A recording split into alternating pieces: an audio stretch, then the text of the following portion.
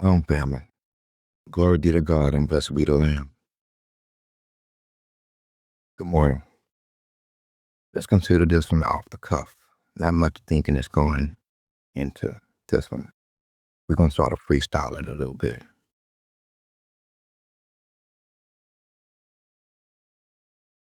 Where do we live? Where do we live? I mean, on the current trajectory in terms of economics and on a societal level, you're in trouble. America has become the inhabitant, and I hate to get biblical on a Sunday morning, of every unclean spirit and vile bird. Everything goes here. Everything goes. On the political level, started losing your rights in the 80s.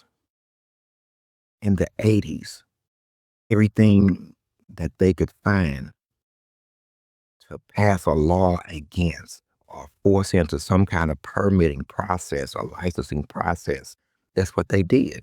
And you stood by and you watched. By the 90s, over 5,000 different permitting categories had been created across the country. Things that they don't even know how to do or understand how to build. They're permitting and licensing you for money to do what you know as a skill. And you let it happen. You let it happen. But before that, you also let happen the fact that they tax labor. They tax labor as income. But you go back into the Constitution, they can't tax your work. That's taxing your body. They're saying, anyway, you've been losing your rights one by one. Right to express yourself, gone. Right to free speech, gone. Right to privacy, gone. The very things that your fathers have fought and died for, killed a few million fascists over. Now you willfully give it away. Willfully. To the point that it's expected. You're not citizens here, idiot. Why do you think that you're citizens? By birth or something? By birth? What does citizen mean? What exactly does that mean? I would think the citizens would mean some type of category on a political level, economic level, and a sociological level. Do you see that? Do you see that? Then it means nothing. So why everyone clamors over it is beyond me outside of a political level. Because right now it has no value at all. It means absolutely nothing. In fact, the non-citizens in most cases are living above and better than the citizens themselves. In the city I live in, there's more there's more non-citizens than there are citizens. That's a fact. That's a fact. So what happens to the citizens? Is their way of life, culture, understandings, perspectives is pretty much just overrun. Well, ain't but one of two ways. Cultural, cultural misdirection and imposition, or fight. Or fight.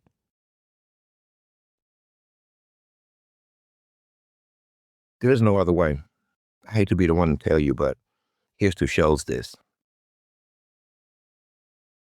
After man runs out of all foolishness, out of all of his foolish options that he's already tried, he'll finally arrive where he should have been years before he got there. But he had to do all of the other stuff first. You know, politically, this country started going sideways with states' rights, with the Civil War and states' rights. What are states' rights? That means that they've given the states power, certain powers above or within the framework that basically operates above the Constitution and federal law. See? And where did it go from there? Cities. Cities now feel like they can usurp the power, ignore the power of the Constitution and the law itself, as long as they can get enough people in their area to agree to do it. Then they act like they didn't do it. The worst all, they act like they represent you, a citizen, an American citizen, with no proof of it. None. They'd be hard pressed to show you evidence of their leadership, as per you, on any given day. As I speak, in some states, Republicans are talking about mass amnesty. Republicans. You still think they represent you? It's not about the illegality or the migratory or the migrant situation per se. It's not. It's about rights and what it is to be an American. Stay focused. Stay focused. Okay? I knew that when I threw you off a little bit. But stay focused. It's about rights. Their rights, my rights, constitutional rights, their countrymen's rights, their constitutions and their native lands or whatever. It's about all of that and more and more.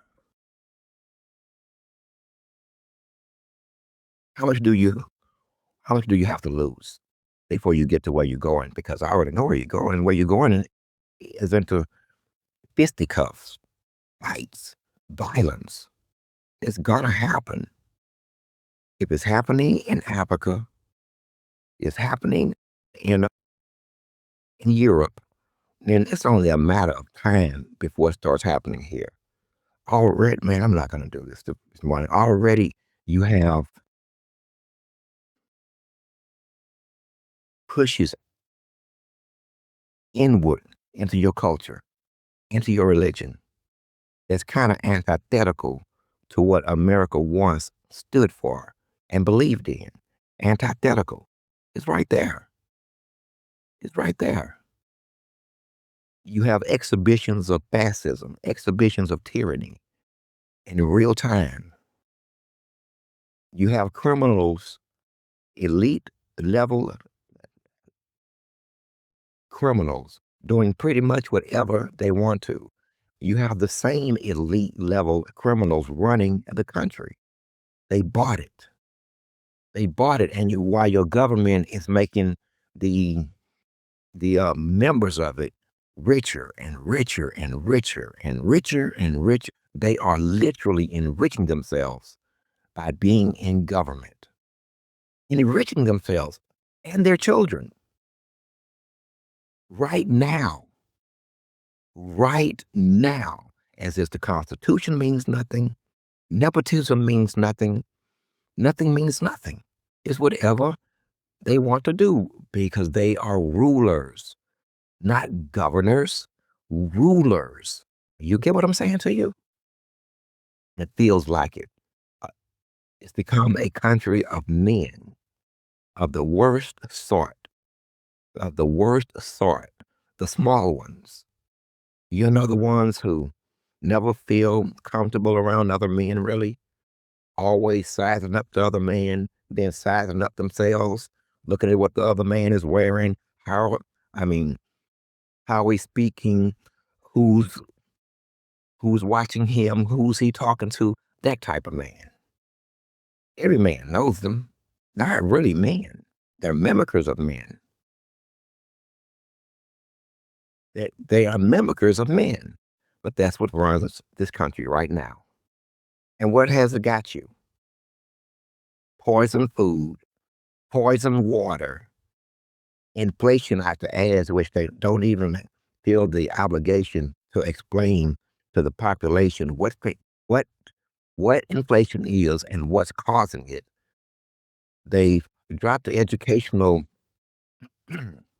norm from number 1 to number 38, all on their watch. All on their watch. Kids are being graduated and they can't even read. All on their watch. Okay? Some of the sanctuary cities are just flat out of control, like Chicago. And most of them, they went bankrupt. Imagine this. I go bankrupt doing something that I know I shouldn't be doing. I know that it's against the law. And then I come back to the taxpayer and I demand more money. And you let it happen. We watched Robin Hood in reverse. Take from the poor and give to those who already have. We witnessed it over and over and over at the federal level, the state level, as well as the city level. And yet you let it happen.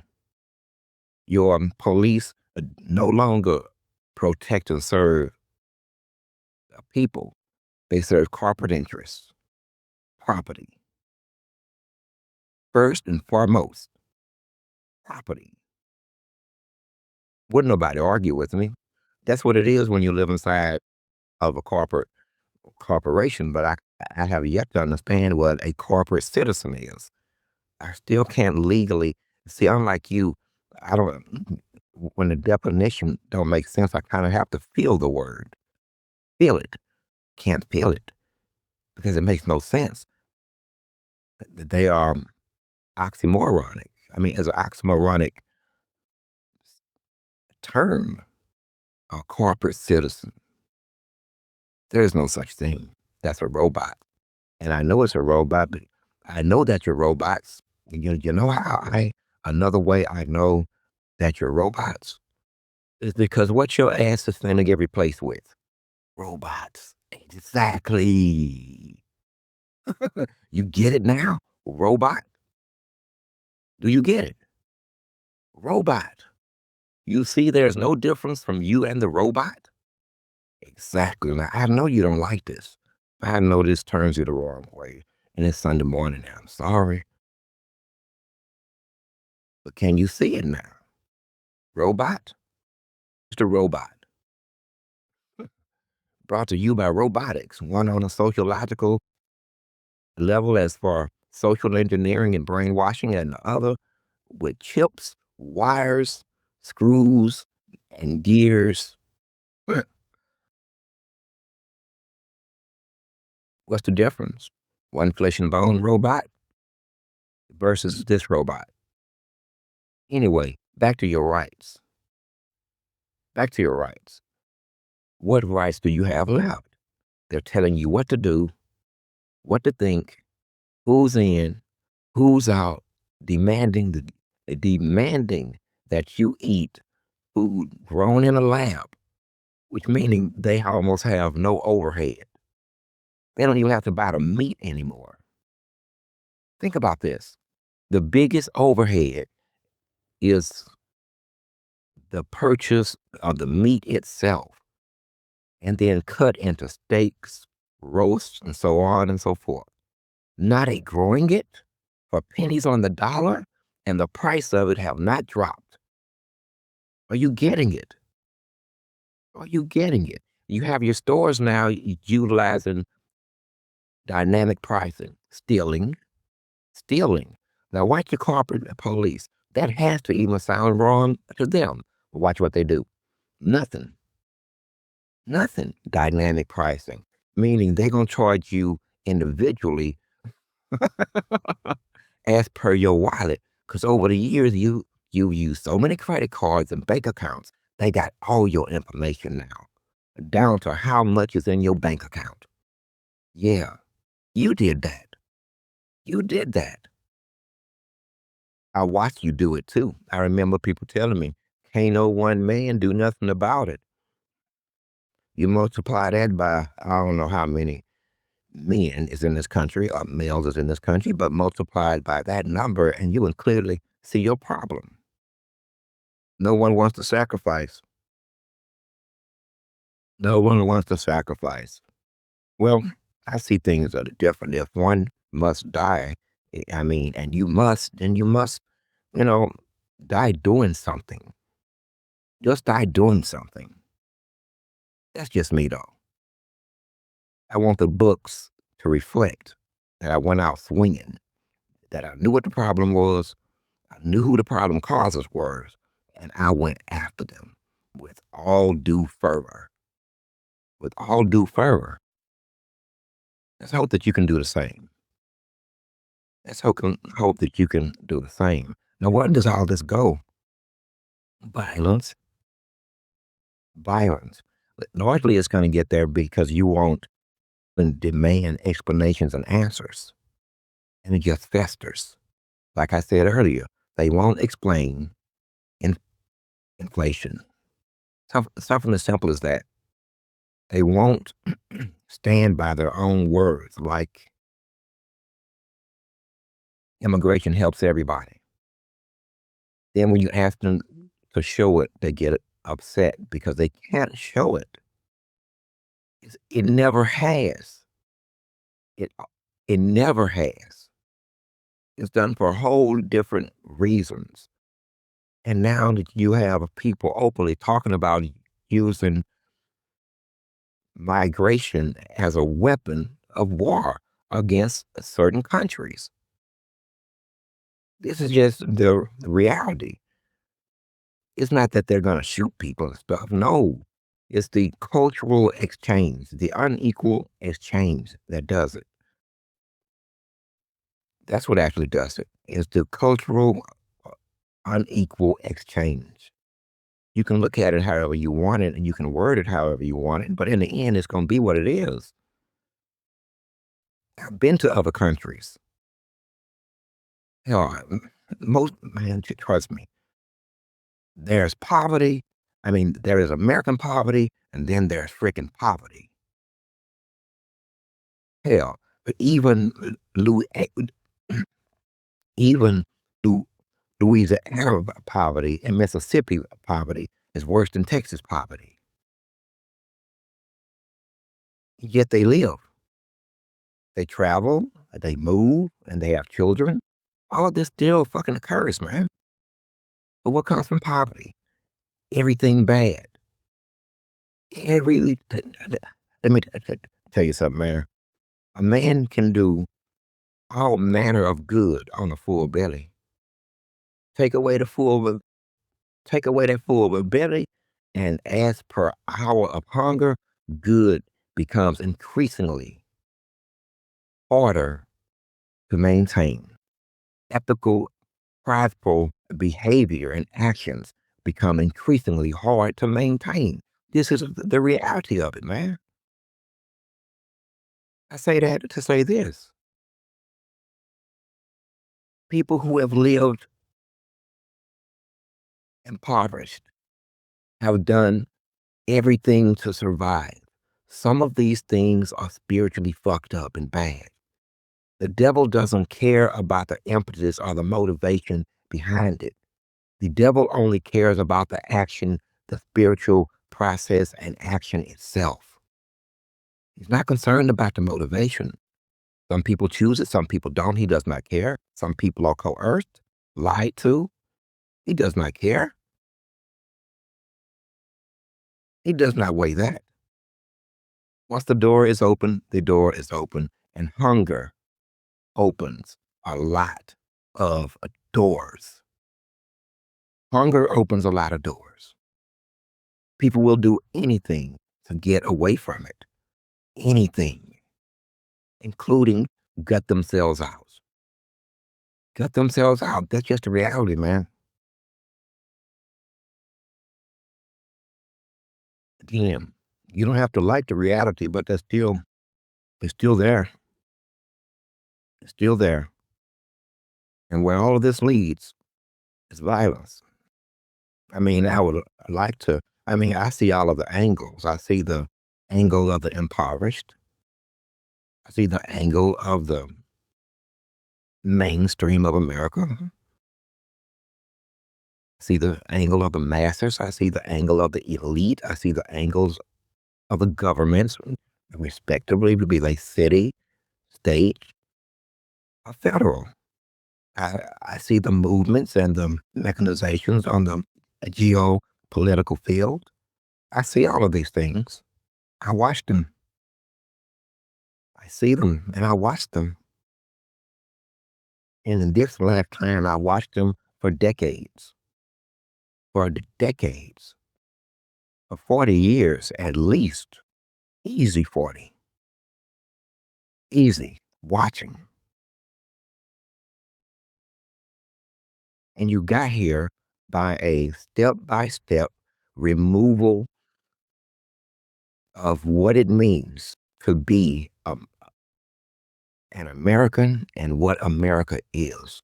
Your whole Constitution has been ripped to shreds like a piece of paper. In 2018, they were openly saying in legal circles, because I know this because I was in legal circles, when asked about the Constitution, they were saying it's in effect, yet it's not in effect. Is it a living document or just a piece of paper? That type of talk. That is treasonous. These these scoundrels, I can call them by name because I was there with them, listening to them. All of them lawyers, lawyers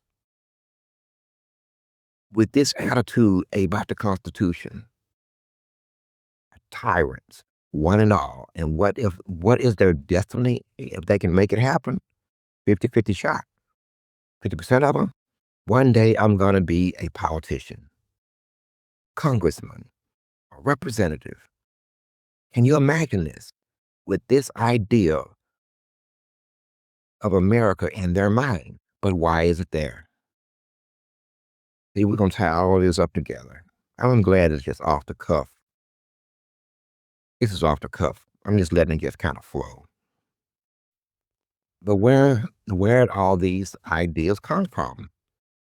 Well, from generational migration from places like Eastern Europe that have secondary rights, third world countries where rights are not honored or respected.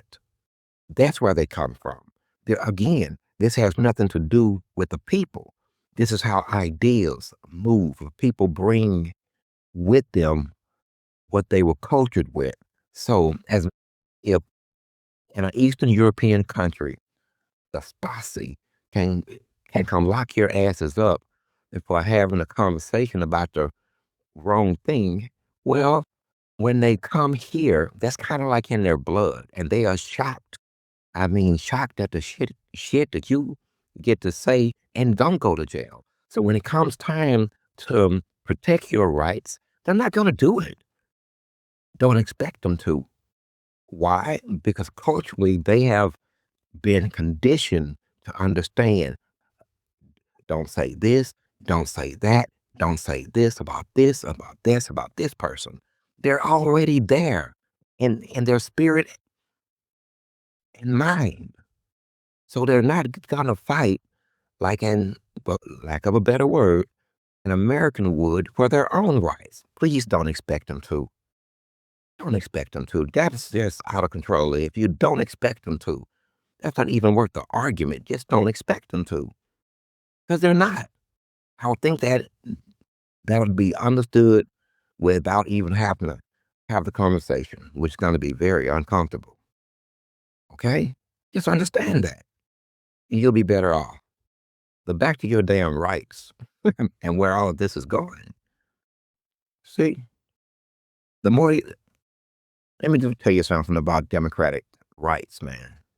They can't, rights don't just appear out of the air. Rights are given and taken. They go hand in hand too. You can't give someone else rights and privileges in America without taking rights and privileges from somewhere else. Now let that sink in. I bet you never thought about it that way, have you? Let that sink in a minute. Now you can look as hard as you want to find examples where this isn't so, but you won't find it if you just look deep enough. You can't give rights without taking or abridging someone else's rights. Do I have to go down and look for the example for you?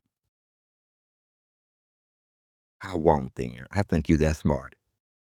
But I need to give you at least one example, don't I? So you, so you understand what I'm saying. Let's look at, I'm trying to say, stay above the fray here, but something meaningful. I don't want to do it because you guys are so thin skinned. Just take my word for it. Every time that a separate category of rights or any type of protections are created by law, they are at the same time abridging or forcing something on someone else or taking something from someone else. See?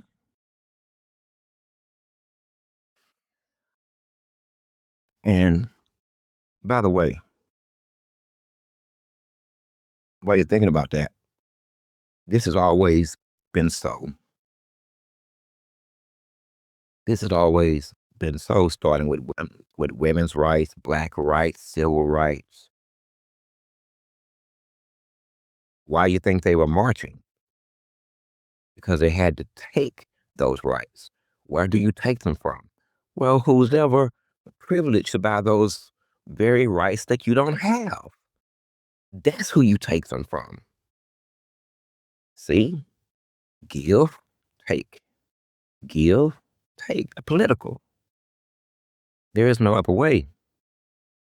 And while all of this is going on, you have in this country, which is, man, strange as hell, you have a movement in this country that seems hell bent on going back to Jim Crow style living. But in the midst of them doing that, and I like watching it, I'm also watching them do absolutely nothing as the same group of people talking about make America great have lost every right.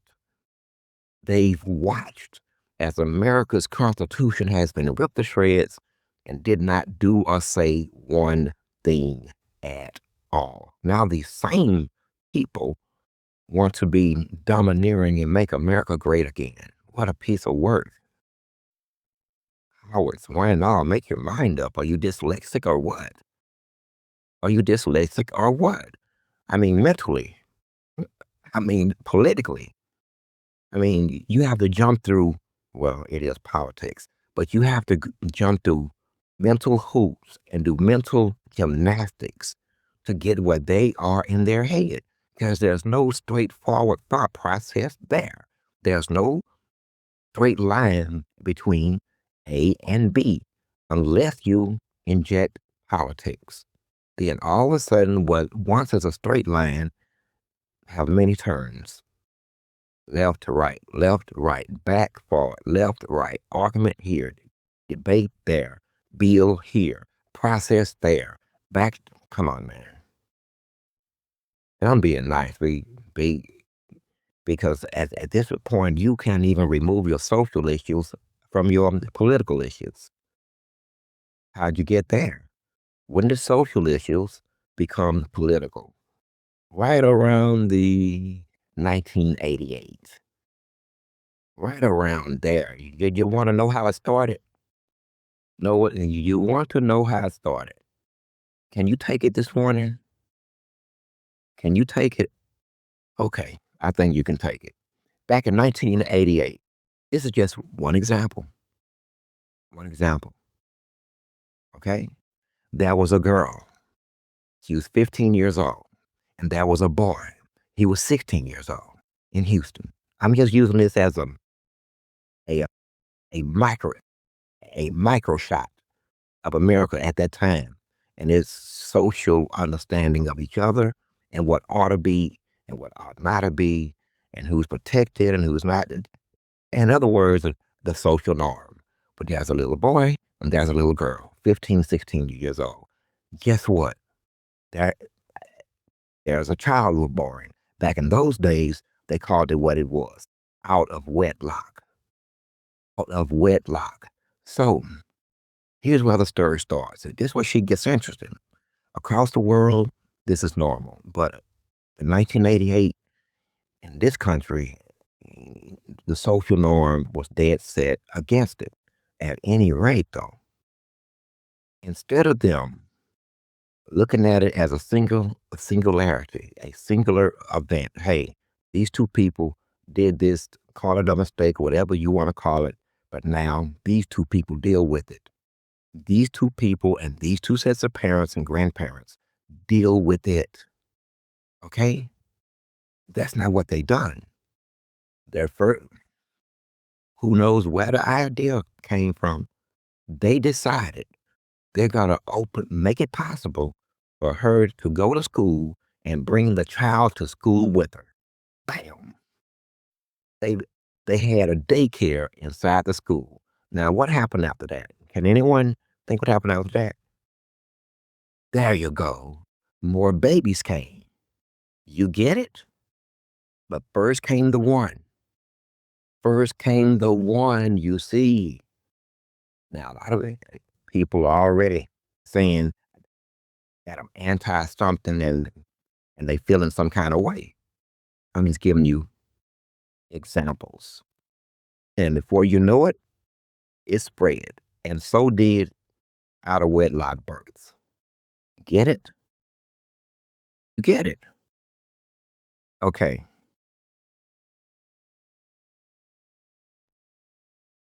And how much damage has been done? How much damage has been done? A lot of damage.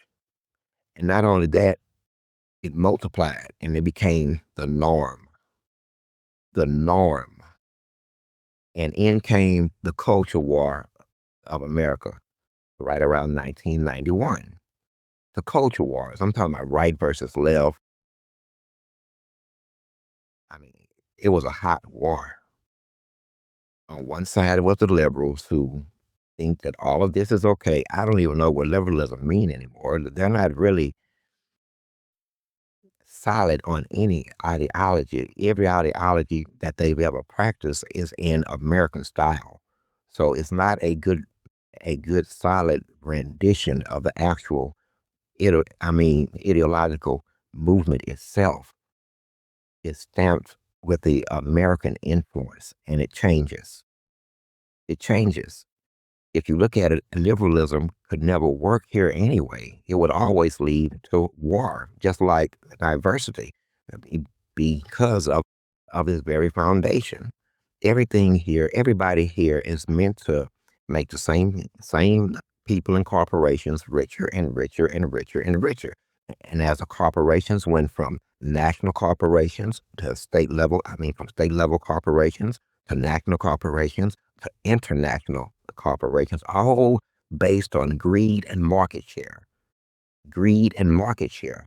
It sucks you dry like a vampire on a full moon night at your front door. You didn't even have to invite it in. It broke all the rules, sucked you dry. But if you look at it, you have the sociological line and you have the political line that was at one they were separate. Now, through the Democratic Party that didn't have a real agenda, they've never had a, and this is not anti-democratic of a party. I'm just calling a spade a spade.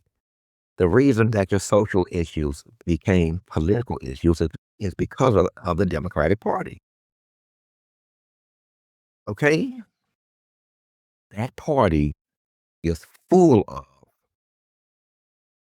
politicians who have made social issues better relegated to the levels of society and to governmental issues so they can remain in power. Nobody votes for them. Remove the social issues and they fall flat on their face. But that's saying nothing really because on the Republican side, if you move what is antisocial issues, then they be flat on their faces also. There seems not to be any middle ground. Any middle ground. And they all act like it's not there. Even the masses want to act like it. They all want to act like it somehow is going to just go away, get better. It's not. It's not, because at the end of the day, it is a competition over resources. Resources. And the rich have made your resources meager, making you compete more and more against each other. And competition causes despair. Sooner or later, the despair that comes when there's not enough resources, and those who have the ability to hoard more will hoard more resources, taken away from the opportunity at, at gaining resources from others. There's no way out of that either. Not in America, not under the current structure of a system. There's no way out of it. And we all act like we don't see it. Now, let's get to where all this is really going, which is violence. Now, I'm gonna, you know, I'm very aware that we have the ability to speak things into existence, but this isn't what I would be doing here. No, this is reading the tea leaves. This just reading the tea leaves of history, which, is how it always goes, except this time American style. So here's what my thought process is bringing me as far as future events. Malicious. They're going to happen. Malicious. The more you hear words like tyrant, fascism, oligarch, elite, then the opposite of that is those who are going to bring them down. In this country, they will be termed malicious. I don't know what you would call them anywhere else. Okay? Put in the military and in the position of having to choose between the people and the government. That's that one's going to get interesting. It's going to rip the military apart because the people are the military. See what I'm saying?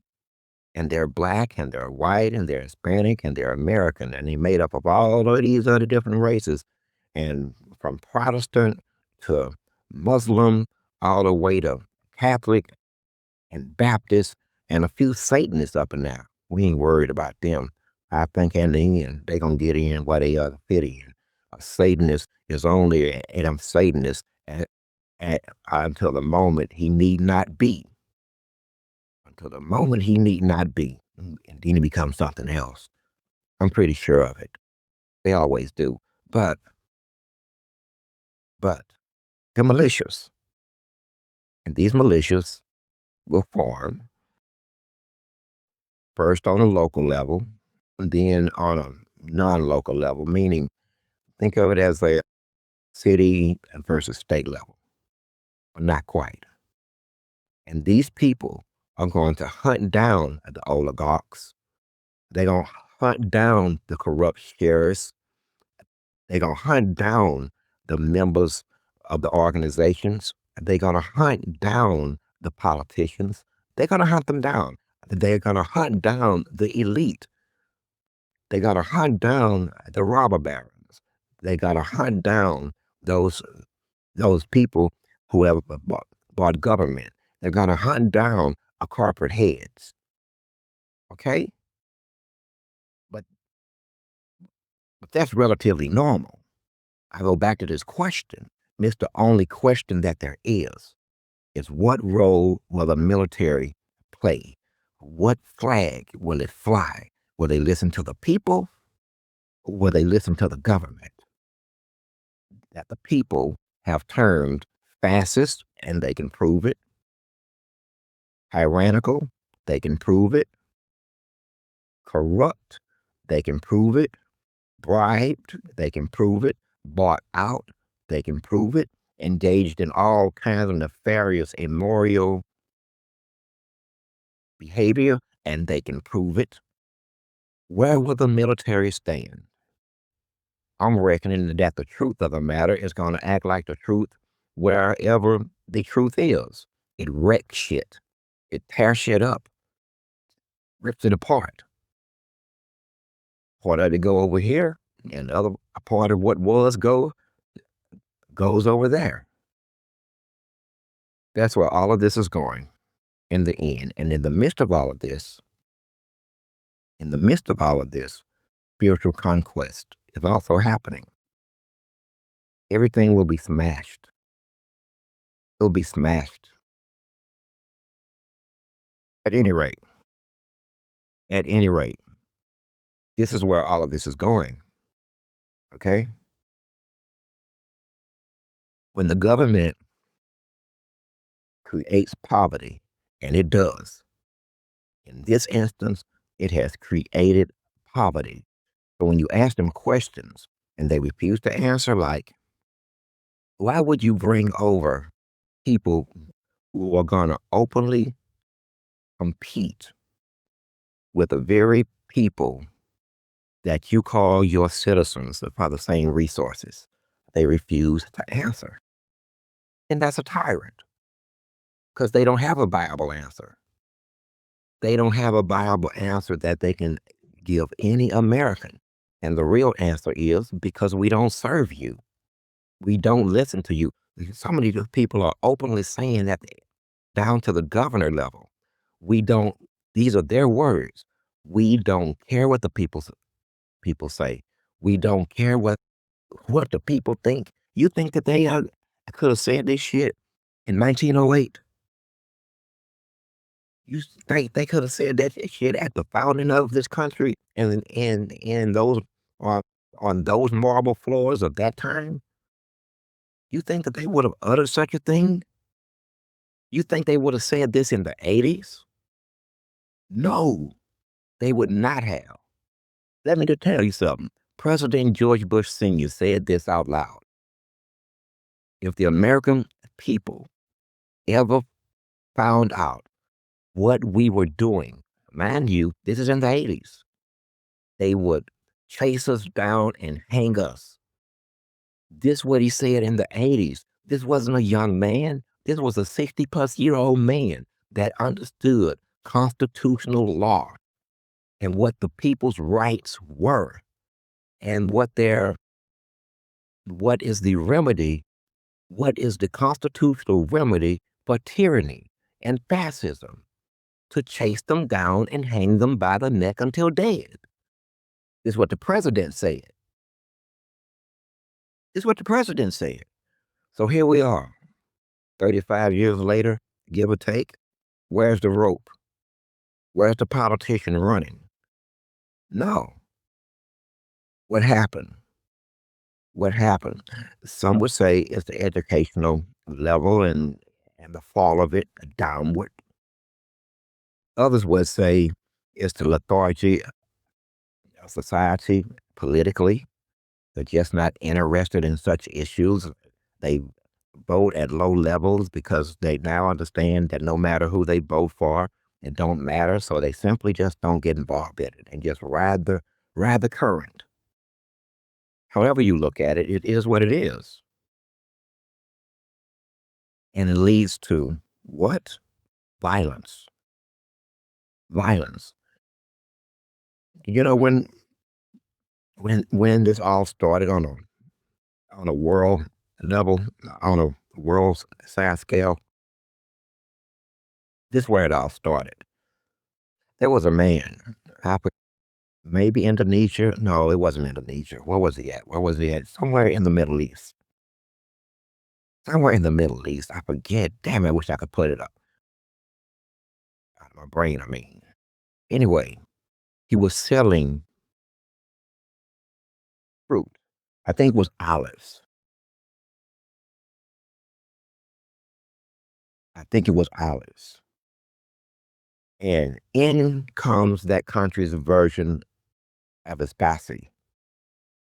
Confiscate his olives, beat him up, leave him there on the ground, impoverished. Here's a man trying to feed himself and his family with his own food that he grows. He gets beat up, his, his product removed, and left there beat the fuck up on the hot summer ground, crying, enraged. Guess what he did? He set himself ablaze. He went and bought some petrol, stood on the block, soaked himself, and set himself ablaze. This was his ultimate response. And I said then, this man has just set the world on fire. I am Source. I am 7. I am 1.